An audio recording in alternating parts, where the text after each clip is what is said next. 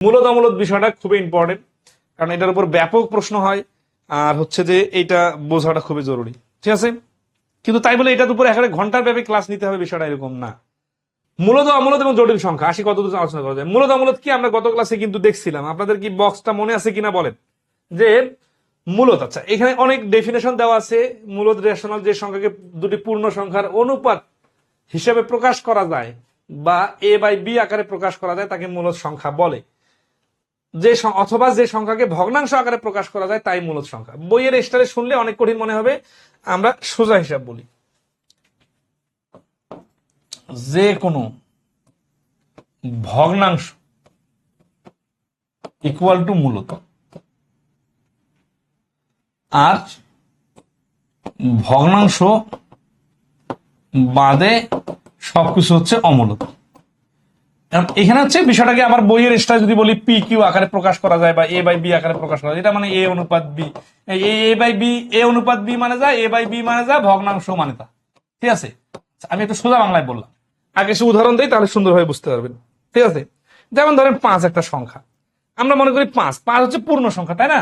এখন 5-এর নিচে আমরা মনে মনে একটা 1 ধরি না, তাহলে 5-কে 5/1 আকারে প্রকাশ করা যায়।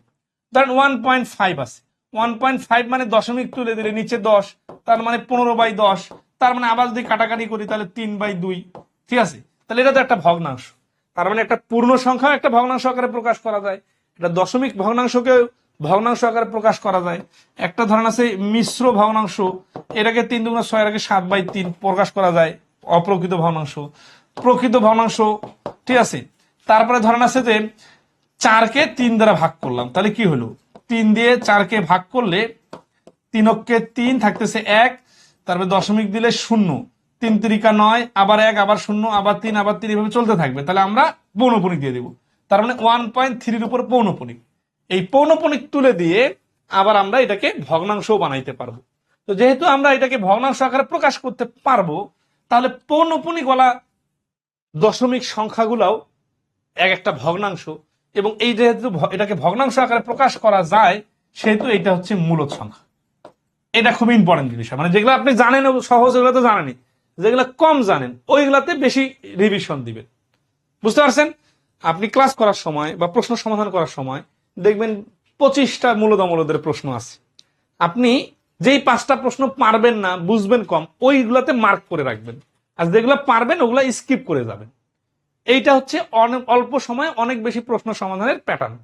সিরিয়াসলি প্রত্যেকটা অধ্যায়ে কথাটা মনে রাখবেন। তো তাহলে আসলে কি 4/3 হচ্ছে একটা মূলত সংখ্যা। তাহলে এখন বলতে পারেন যে তাহলে অমূলত আবার কোনগুলো হলো, তাই না? সব তো মূলতে মনে হচ্ছে। তো অমূলত হচ্ছে যে যেইটার উপরে ধরেন আছে রুট, ধরেন আছে পাইয়ের মান আমরা জানি কি 3.1416, এইভাবে আরো অনেক আনলিমিটেড সংখ্যা আছে, কিন্তু আমরা জাস্ট 4 দশমিক পর্যন্ত ধরে হিসাব করি। তো পাইয়ের মানের আনলিমিটেড, দশমিকের পরে আনলিমিটেড সংখ্যা ইনফিনিটি পর্যন্ত, এই জন্য আমরা এটার নাম দিতেছি, এটাকে হচ্ছে কি ফ্র্যাকশন আকারে প্রকাশ করা যাবে না, কারণ ফ্র্যাকশন আকারে প্রকাশ করলে তো একটা ফিনিশিং আসবে। তো ফিনিশিং যেহেতু করা যাচ্ছে না, তাহলে একে ফ্র্যাকশন আকারে প্রকাশ করা যাচ্ছে না, মানে পি কিউ আকারে প্রকাশ করা যাচ্ছে না, এই জন্য এটা হচ্ছে অমূলত। তাহলে এরকম আর কি কি আছে, এরকম আছে পাই, ই নামে একটা চিহ্ন, এটা 2 পয়েন্ট কত যেন ডলারকে প্রকাশ করার জন্য। আবার হচ্ছে যে ধরেন আছে পূর্ণবর্গ সংখ্যা নয়, এই সংখ্যাগুলো। আচ্ছা এখানে আবার ভগ্নাংশ আকারে দেখেন, পূর্ণবর্গ সংখ্যার উপর যদি রুট হয় তাহলে এইটা সমান সমান পূর্ণ সংখ্যা হয়, পূর্ণ সংখ্যা হয় মানে 7/1, তার মানে ফ্র্যাকশন আকারে লেখা যাচ্ছে। আবার ধরেন কিউব রুট 8, এটা মানে হচ্ছে 2, এটা মানে হচ্ছে 2/1, তার মানে কিন্তু এই রুটওয়ালা সংখ্যা মানে অমূলত বিষয়টা এরকম না, কিন্তু রুটওয়ালা সংখ্যা যদি পূর্ণ সংখ্যা প্রোভাইড করে তাহলে এটা ভগ্নাংশ আকারে প্রকাশ করা যায়, তার মানে এটা মূলত। আর এই যেগুলো হচ্ছে অমূলত, যেগুলো হচ্ছে দশমিকের পরে মান আসতেছে আনলিমিটেড, 1.43, এইভাবে আনলিমিটেড দশমিক আসবে। তাহলে √10 কি? অনেকে এটা দেখে কনফিউজ হতে পারে। পূর্ণবর্গ সংখ্যার উপর বর্গমূল থাকলে এটা অমূলত, যেমন সেহেতু 10 যেহেতু পূর্ণবর্গ সংখ্যা না, তাহলে এটা অবশ্যই অমূলত। এখন কত আসলো না আসলো এটা তো আপনার হিসাব করার দরকার নাই, ঠিক আছে? আচ্ছা, এখানে কিছু আপনাদের কমন ক্রাইটেরিয়া দেখাই দেয়, ঠিক আছে? এই কথাগুলো এখানে আলোচনা করা আছে বইয়ে, আমি জাস্ট সামারিটা তুলে ধরলাম, আপনারা বইয়ে আরো মানে বিস্তারিত আলোচনা পাবেন, ঠিক আছে? তো এগুলো হচ্ছে এই যে ধরেন দশমিক, এটা দশমিক রুট আর কি, √3 পাই এর মান 3.1415, তারপর আরো অনেক কিছু আছে। তারপর হচ্ছে কি যে ই হলো স্বাভাবিক লগের ভিত্তি, যার মান ই ইকুয়াল টু 2.718281, এইভাবে ইয়া অমূলত সংখ্যা, আনলিমিটেড আছে। পূর্ণবর্গ নয়, সকল সংখ্যার বর্গমূল হচ্ছে অমূলত সংখ্যা। এই যে √5 √8 এগুলো হচ্ছে √13 চলতে থাকবে। আবার পূর্ণ ঘন নয় এমন সকল সংখ্যার ঘনমূল অমূলত। যেমন ধরেন 2 এর উপরে কিউব দিলে ঘন করলে এটা 8 হয়, তাহলে 8 এর উপরে ঘনমূল দিলে এটা কি হয়, 2 হয়। তাহলে এই পূর্ণ সংখ্যাটা চলে আসে। কিন্তু এইখানে যদি আমি কিউব রুট দিয়ে 9 দেই, তাহলে এটা তো 2 বা 3 বা 1 মান আসতেছে না। তাহলে এটা কি হবে, এটা হচ্ছে আনলিমিটেড দশমিকের পরে সংখ্যা আসবে। তো এই জন্য এটা অমূলত সংখ্যা হবে। এখানে সুন্দর করে উদাহরণগুলো দেওয়া আছে, ঠিক আছে, আপনারা একটু বইয়ে দেখে নেবেন, রুটগুলো বোঝা যাচ্ছে না কালো ব্যাকগ্রাউন্ড দেওয়ার কারণে। নেক্সট আসি, অষ্টম শ্রেণীর বোর্ড বই থেকে কিছু উদাহরণ দেখে নিন, তাহলে বুঝতে সুবিধা হবে। এই যে এখানে সুন্দর করে উদাহরণগুলো দেওয়া আছে, কোনটা মূলত কোনটা অমূলত। আচ্ছা, এনারা খুব সুন্দর কথা বলছে, এটা একটু মাথায় রাখেন। মূলত আর অমূলত বিষয়টা আরো অনেক বড় করে আলোচনা করা যায়, কিন্তু জবের পরীক্ষার জন্য খুব বেশি জানতেই হবে এমনটি নয়, কারণ এই মূলত অমূলত প্রমাণ করা একটা বিশাল আলোচনা সাপেক্ষ ব্যাপার। সাধারণ পরীক্ষার জন্য বিস্তর প্রমাণের প্রয়োজন নেই। তাই বিগত বিভিন্ন চাকরির পরীক্ষার প্রশ্ন থেকে দেখা যায় প্রতি বছর সাধারণত কিছু নির্দিষ্ট সংখ্যা থেকেই প্রশ্ন আসে, সেগুলো আলোচনা করলেই হয়ে যাবে। তাহলে আসি, এই যে এখানে √2 সংখ্যাটি কি ধরনের সংখ্যা, ঠিক আছে, এটা 25 বিশ্বের হ্রাস, তাহলে এটা হচ্ছে একটা অমূলত সংখ্যা। তাহলে এরকম আমরা কিছু প্রশ্ন সমাধান করি, ওইগুলা প্র্যাকটিস করলেই হয়ে যাবে। পি একটি মৌলিক সংখ্যা হয়, তাহলে √p কোন ধরনের সংখ্যা, √p যেহেতু পি মৌলিক সংখ্যা, তাহলে এটা অমূলত সংখ্যা হবে।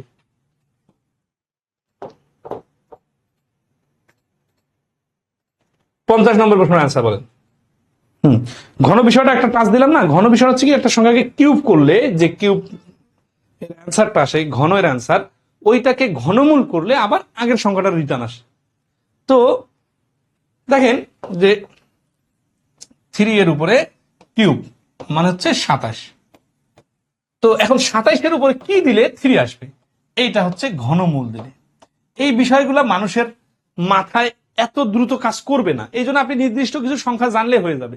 সুপারম্যান হয়ে আমি যদি ধরেন আছে 50টা ঘনমূল সংখ্যা বলে দেই, এটা কে ফারাক পারতা হয়, মানে ধরেন আছে যে বাস্তব জীবনে চাকরির পরীক্ষায় এত বেশি এগুলোর ইউজ নাই যে আপনার একেবারে ওই ক্যালকুলেটর কাজ আপনি পারলে আপনি সুপারম্যান। মানুষের সবার সীমাবদ্ধতা আছে, ঠিক আছে। তো এটা সমান সমান হচ্ছে 3। তাহলে এই যে ধরেন আছে কিউব দিলাম, এটাকে ঘন করলাম, 27 আসলো, 27টাকে যখন আমি কিউব রুট করলাম তখন 3 আসলো। তার মানে এই সংখ্যাটা হচ্ছে একটা, এই পরীক্ষা যদি এটা আসে, এটা হচ্ছে একটা মূলদ সংখ্যা। কিন্তু এই 27 না দিয়ে 28 দেয়, মনে হতে পারে জোর সংখ্যা, কিন্তু এটা আবার 3 এক্স্যাক্টলি আসবে না, 3 পয়েন্ট সামথিং আসবে, এটা আপনি জানেন না। এই জন্য এটা পূর্ণ ঘন সংখ্যা যখন না, তখন এটা আবার হয়ে যাবে অমূলক।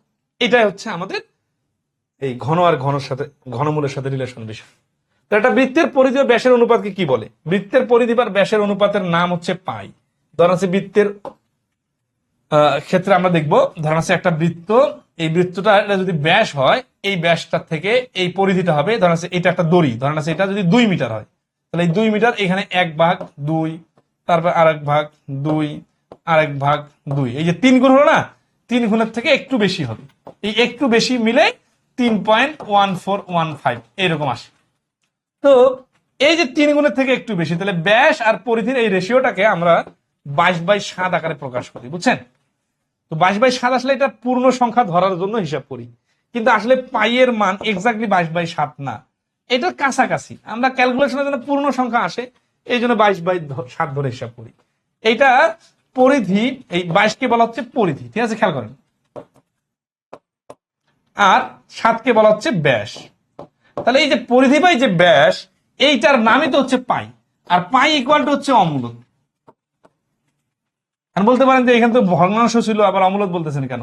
আসলে 22/7 তো পাইয়ের এক্সাক্ট মান না, এটা আমরা আমাদের হিসাবের সুবিধার্থে ক্যালকুলেশন করি, ঠিক আছে। তাহলে এটা অমূলক সংখ্যা হবে। 50 নম্বর অ্যান্সার ঘ। বুঝতে পারছেন কিনা বলেন? আচ্ছা, ই এবং পাই কি ধরনের সংখ্যা? অমূলক সংখ্যা, যেগুলো আলোচনা করা হয়েছে, এটা আর নতুন করে কিছু বলার নাই। ঠিক আছে, 289 এর বর্গমূল কত? শুধু যদি 289 বলে, দেখেন খেয়াল করেন, এখানে কিন্তু 289 না, কিছু দেখতেছি 289 এর বর্গমূল কত? এর বর্গমূল হচ্ছে, এর উপর রুট দিলে হচ্ছে 17। ঠিক আছে, এই 17 কিন্তু হচ্ছে মূলদ সংখ্যা, খেয়াল করেন। কিন্তু প্রশ্ন যদি এইটা হয় তাহলে অ্যান্সার হচ্ছে মূলদ সংখ্যা, কিন্তু এই প্রশ্নটাতে এইখানে রুট ছিল। সিরিয়াসলি, এই যে 289 এর উপর রুট আছে অলরেডি, এর বর্গমূল কি? তাহলে এই কথাটা মানে কি? এই কথাটা মানে হচ্ছে 289 এর বর্গমূল হচ্ছে 17, 17 এর আবার বর্গমূল। তাহলে জিনিসটা দেখতে কেমন হচ্ছে? তাহলে জিনিসটা দেখতে এইরকম হচ্ছে, 17 এর উপর রুট, 17 এর উপর রুট মানে হচ্ছে এইটা হচ্ছে অমূলদ। তাহলে খেয়াল করেন, এই 17 কোথা থেকে আসলো? এই রুট থাকার কারণে। তাহলে রুট না থাকলে ডাইরেক্ট ওটা অ্যান্সার 17 আসতো, তখন মূলদ হইতো। কিন্তু এখন যেহেতু এই রুট দেওয়া আছে, আবার এর বর্গমূল বাড়ি করতে বলছে, তার মানে 2 বার বর্গমূল করতে হবে। তাহলে প্রশ্নটা কিন্তু একটা ট্রিকি প্রশ্ন ছিল, বুঝতে পারছেন? আচ্ছা, আশা করি এই পর্যন্ত ক্লিয়ার। ঠিক আছে, এটা কিন্তু প্রাথমিক সহকারী শিক্ষক নিয়োগ পরীক্ষা আসছে। 3 ও 4 এর মধ্যে অমূলদ সংখ্যা কোনটি? ঠিক আছে, আচ্ছা, এখানে হচ্ছে যে রুট গুলা উঠে যাওয়ার কারণে আমাদের জন্য একটু সমস্যা হচ্ছে। এই আপনাদের কথা শুনে কালো ব্যাকগ্রাউন্ড দেওয়ার কারণে এই সমস্যাটা হয়ে গেল। 53 নম্বর, এগুলো সবগুলোতে রুট আছে।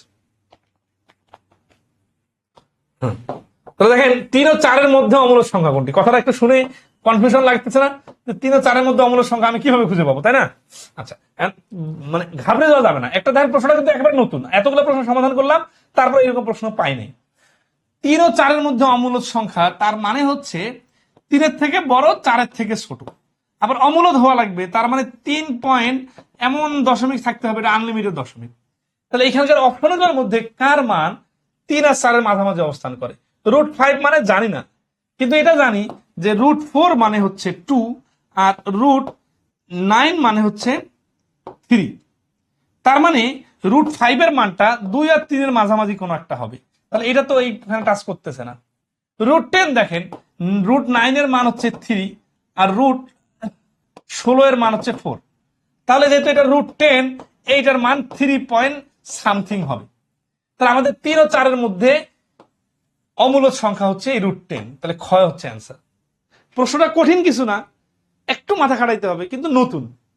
তো এই যে একেবারে নতুন প্রশ্ন পরীক্ষার হলে দেখলে আপনি ঘাবড়ে যেতে পারেন। এই জন্য আপনার যেটা করা দরকার, বেশি বেশি প্র্যাকটিস করা দরকার, যাতে সব নিয়মের প্রশ্ন চলে আসে। এখন কখন প্র্যাকটিস করবেন? যখন যে নিয়মটা শিখবেন, তখন সে নিয়মের প্রশ্নগুলো প্র্যাকটিস করবেন। আর এই কাজটা কিন্তু আমরা এখানে অলরেডি করাই দিতেছি। নিচের কোনটি অমূলদ সংখ্যা? বলেন তো, কোনটি অমূলদ সংখ্যা হবে 54 নম্বর প্রশ্নে? নিজের মাথা কাটান, বলেন, অ্যান্সার বলেন। 54 নিচের কোনটি অমূলদ সংখ্যা? খেয়াল করেন, এখানে যখন এই ডট ডট ডট আছে, তার মানে বুঝতে হবে এটা চলতে আছে। চলতে আছে মানে কি? চলতে আছে মানে তাহলে 1 পয়েন্ট, এটা তো পৌনঃপুনিক দেওয়া যায়। এই যে এখানে ডট ডট আছে, তার মানে 1.0, আবার ধরেন আছে দেখেন 101010, তার মানে প্রত্যেকবারে 1010 হতে থাকবে। তার মানে এখানে 1 আর 0 উপরে পৌনঃপুনিক আসবে। আবার এখানে দেখেন এই যে ডট ডট আছে, তার মানে কি 101, তারপর 001, সরি 10, তারপর 100001, তারপর 10001। তার মানে এটা রিপিট হতে আছে। কিন্তু এইখানে কি হচ্ছে, 1001, 1001, এইখানেও কিন্তু রিপিট আছে। রিপিট যখন হয় তখন কিন্তু পৌনঃপুনিক হয়। এইখানে কিন্তু দেখে মনে হচ্ছে রিপিট, কিন্তু বিষয়টা দেখেন খুবই কনফিউজিং হচ্ছে। 10, একটা শূন্য বাড়লো, এরপরে 100, এখানে 1000, 1 এখানে কি হবে এবার 4টা 0, তারপরে কি হবে 1, 5টা 0, তার মানে 0 একটা করে বাড়তেছে। তাহলে হুবহু তো রিপিট হচ্ছে না এখানে, এবং এই ডট ডট দেওয়ার কারণে এটা কিন্তু আনলিমিটেড চলতে থাকবে। তাহলে এটাই হচ্ছে অ্যান্সার। এখানে পৌনঃপুনিক দেওয়া যাচ্ছে না, তাহলে পৌনঃপুনিক বুঝতে হবে। এখন পৌনঃপুনিকের আলোচনা শুরু করে দিব না, দশমিক অধ্যায়ে পৌনঃপুনিকের আলাদা আলোচনা আছে। ঠিক আছে, ওকে, ঠিক আছে। 55 নম্বর কি বলতেছে? এখানে পৌনঃপুনিকের চিহ্নগুলো মুছে গেছে, একটু দেয়া দিই। হ্যাঁ, 4 এর উপর পৌনঃপুনিক আছে, এই 5 এর উপর আছে পৌনঃপুনিক আছে, এইখানে হচ্ছে কি এইটা কিউব রুট আছে। ঘ নম্বর অপশনে এটার উপর রুট আছে।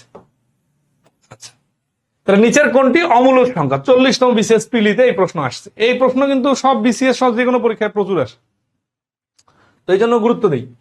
পৌনঃপুনিকটা একটু সামারি দেখি। সেটা হচ্ছে যে পৌনঃপুনিক এই দশমিক তুলে দিলে নিচে মানে পৌনঃপুনিক চিহ্ন বাদ দিলে নিচে 9, তাহলে এটার মানে হচ্ছে 4/9। ঠিক আছে, আচ্ছা আবার দেখেন এটা যদি আমরা পরীক্ষা করে দিই, দশমিক নিয়ে 0, 4 লং 36 থাকতেছে কত 4, দশমিকের কারণে 0, 4 লং 36, আবার 4, আবার 4 লং 36, তার মানে এটা চলতে থাকবে 4 4 4 চলার কারণে এইখানে পৌনঃপুনিক 0.4 এর উপর পৌনঃপুনিক, তাহলে 0.4 পৌনঃপুনিক মানে যা, 4/9 মানে তা, এইটা হচ্ছে ফ্রাকশন। এই 9 পূর্ণ সংখ্যা মানে যা, 9/1 মানে। এই যে এখানে পৌনঃপুনিক চিহ্ন আছে না, তো পৌনঃপুনিক চিহ্ন থাকার কারণে এইটা মানে কি, এটা মানে হচ্ছে দেখেন এই পৌনঃপুনিক, এই শেষের পৌনঃপুনিক মানে এটার উপরে পৌনঃপুনিক, কারণ অনেকগুলো সংখ্যার উপর পৌনঃপুনিক থাকলে প্রথমটা আর শেষটা দিতে হয়। তো এখন আসি যে এইটা মানে হচ্ছে 3টা সংখ্যার উপর পৌনঃপুনিক আছে না, তাহলে 3টা 9, তারপর এই সংখ্যাটা হুবহু লিখতে হয়। এগুলো আমরা পরে আবার বিস্তারিত শিখবো। যেই সংখ্যার উপর পৌনঃপুনিক নাই ওটা বিয়োগ করতে হয়। কারণ এইটা মানে হচ্ছে নিচে 3টা 9 আর উপরে হচ্ছে 5 6 3 4, এই ফ্র্যাকশন চলে আসছে। ফ্র্যাকশন চলে আসলে এটা তো অমূলদ হবে না, এটা মূলদ হবে। আমাদের চাইছে কি, অমূলদ চাইছে। তাহলে এটা দেখলাম আমরা মূলদ, এটা হচ্ছে মূলদ, এটা হচ্ছে মূলদ।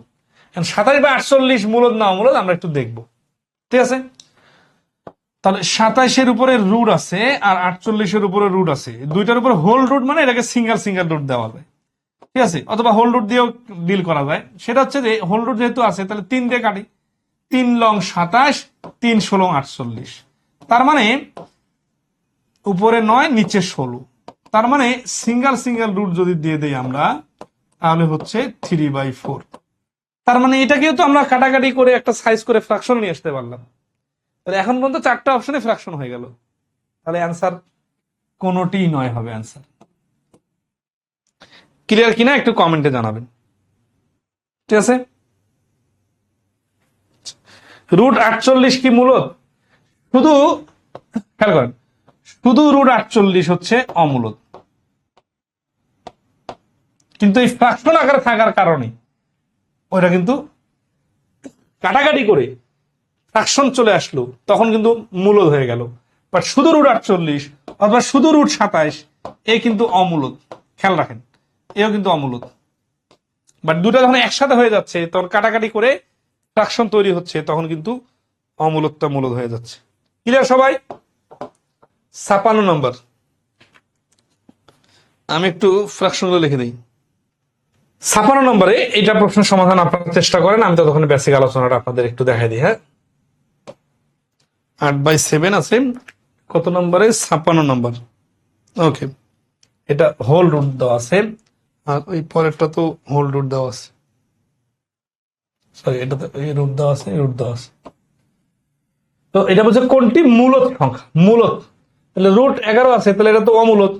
রুট 6/3, এই যে কনফিউশনের জায়গাটা না, আচ্ছা এই কনফিউশনের জায়গাটা ক্লিয়ার করার জন্য আমি বলতেছি, আগে কাটাকাটি করব নাকি রুট করব? যেই পাশে করলে আপনার সিম্পলিফাই হবে। সিম্পলিফাই করা মানে হচ্ছে যে কাটাকাটি আগে করতে হবে।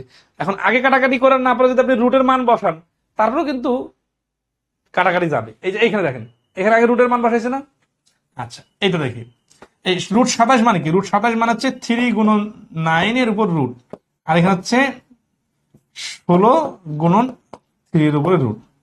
এটা মানে হচ্ছে 3√3, এটা মানে হচ্ছে 4√3। তাহলে আপনি যদি আগে কাটাকাটি করে পরে রুট বসান অথবা আগে রুট বসায় পরে কাটাকাটি করেন, কাহিনী কিন্তু সেমে আসবে, এরকম না যে ভিন্ন অ্যান্সার আসবে। এর আগের বার যখন একটা হোল রুট ছিল তখনও 3/4 আসছে, আর আগে কাটাকাটি করছিলাম, আর এবার আগে মান বসায় তারপরে শেষে কাটাকাটি করলাম, তারপরে কিন্তু 3/4 আসে। কোনো টেনশনের কিছু নাই। মানে উল্টা আগে পরে কাজ কম কম করার জন্য যে উল্টা অ্যান্সার আসবে বিষয়টা এরকম না। আচ্ছা, এখানে যে বক্সের যে বেসিক আলোচনাটা ছিল সেই আলোচনাটা আপনাদের একটু পড়ে শোনাই। ঠিক আছে, বইয়ের মধ্যে সবাই পাবেন।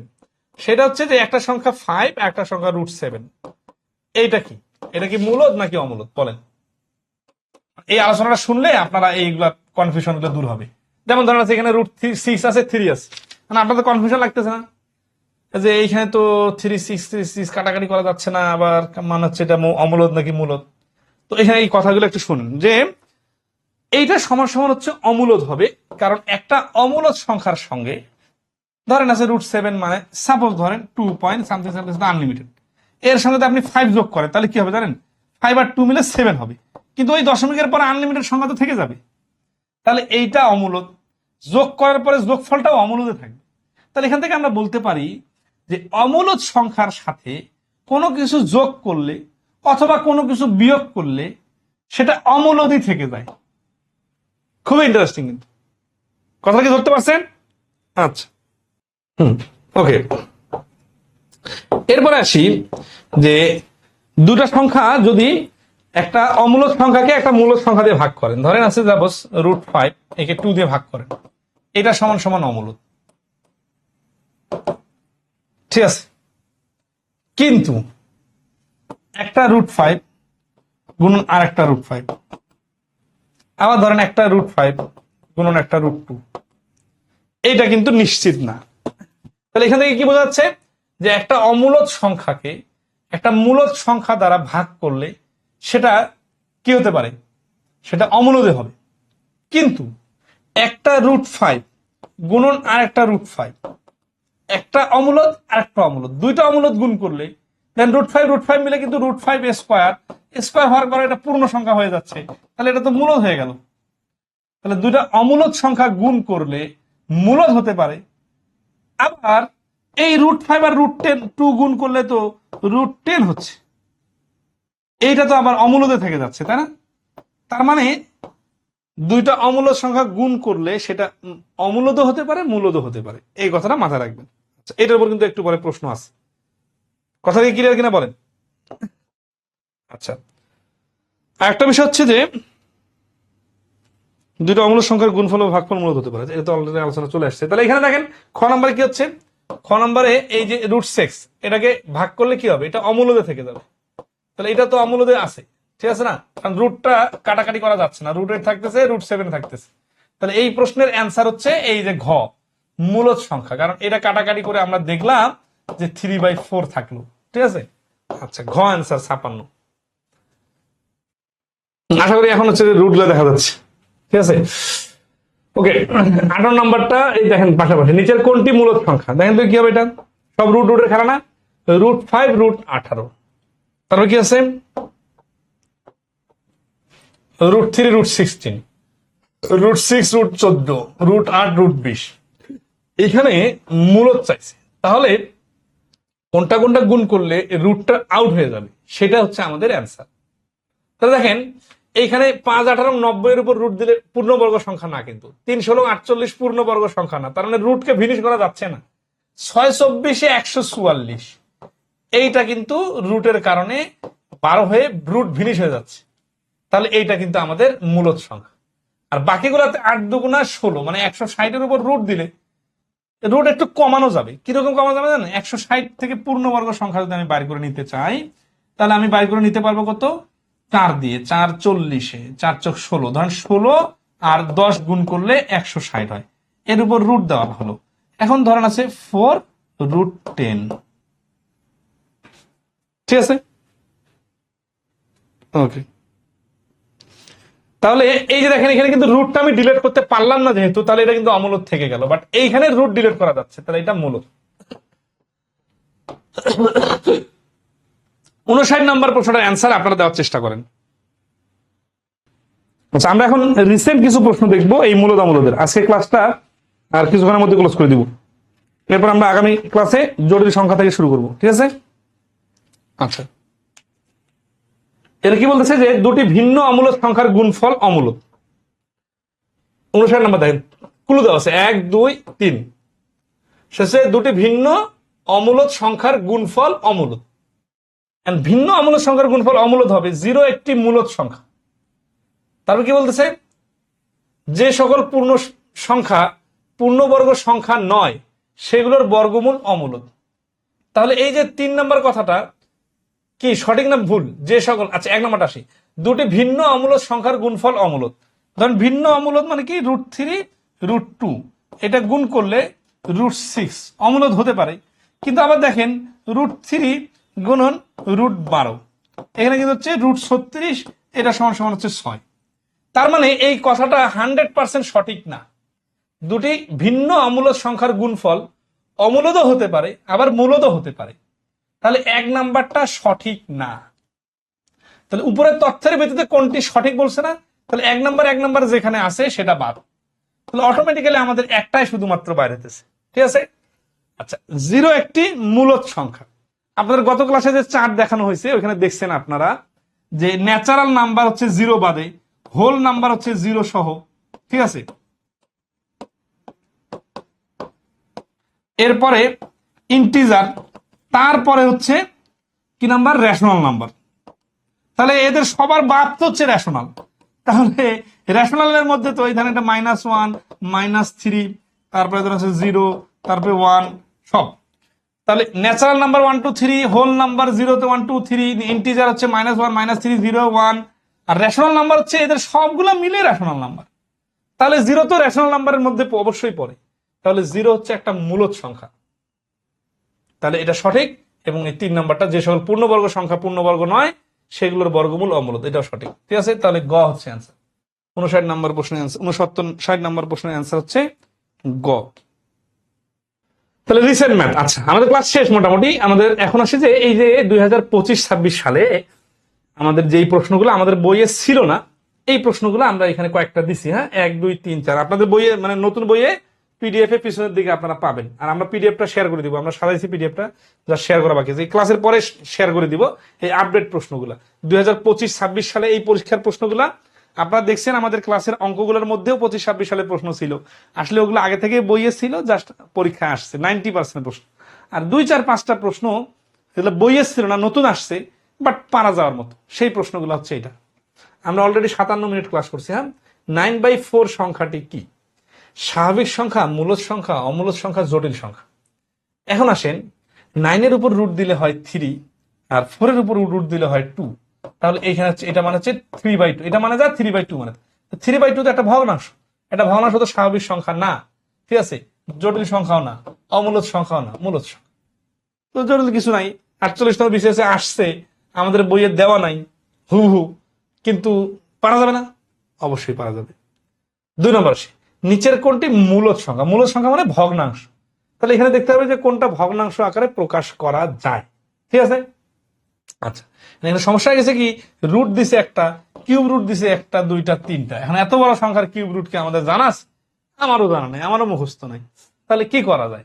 সেটা হচ্ছে যে এই যে এই সংখ্যাটা যে বর্গমূল 243-এর বর্গমূল কত সেটা আমরা জানি না। 243 সংখ্যাটা পূর্ণবর্গ সংখ্যা না, এটা জানি। কেন? কারণ 200 ধরেন আছে যে 215 একটা পূর্ণবর্গ সংখ্যা, এর বর্গমূল হচ্ছে 15। এরপরে 16 এর উপর স্কোয়ার দিলে 256 হয়। 256 উপর বর্গমূল দিলে 16 হয়। আমরা কিন্তু প্রি বেসিকের ক্লাসে নামতা পড়তে বলছিলাম। তো 243-কে কিন্তু বর্গমূল করা যাচ্ছে না। তার মানে 243-এর বর্গমূলটা আনলিমিটেড দশমিক আসবে। তাহলে এটা হচ্ছে একটা অমূলদ সংখ্যা, কিন্তু আমাদের চাইছে মূলদ সংখ্যা। তাহলে এটা আমাদের অ্যান্সার না। তার মানে এখান থেকে যেই সংখ্যাটাকে ভাঙানো যাবে, অর্থাৎ কিউব রুট বা রুট ডিলিট করা যাবে, সেটা হচ্ছে আমাদের মূলদ সংখ্যা। তাহলে 343-কে দেখে আমরা কি বলতে পারতেছি যে এটা ঘনমূল কত হবে? তাহলে আমরা দেখি যে 343 সংখ্যাটা 3 দিয়ে ভাগ করা যায় কিনা। আচ্ছা, আমরা সামনে ক্লাসে দেখব বিভাজ্য, ভাজ্য এবং বিভাজ্য সংখ্যা। কেন? কারণ ভাজ্য বিভাজ্য সংখ্যা দেখলে এই যে 3 দিয়ে কোন সংখ্যা ভাগ করা যাবে নাকি যাবে না, এই জিনিসটা আমরা তখন কাজ মানে শিখবো। তো এখানে 3 4 7 আর 3 10, 10কে 3 দিয়ে ভাগ করা যায় না, তাহলে এই সংখ্যাটা 3 দেখে 3 দিয়ে ভাগ করা যাবে না। দেখি 5 দিয়েও যাবে না, 7 দিয়ে দেখি 4 7 28, আর থাকতেছে কত 6 63, 7 লং 63, 7 দিয়ে ভাগ করা যায়। 7 গুণন কত হচ্ছে 4 7 28 আর 7 লং 63। এই যে দেখেন 7 গুণন 7 গুণন 7, এইটার উপর হচ্ছে কিউব রুট।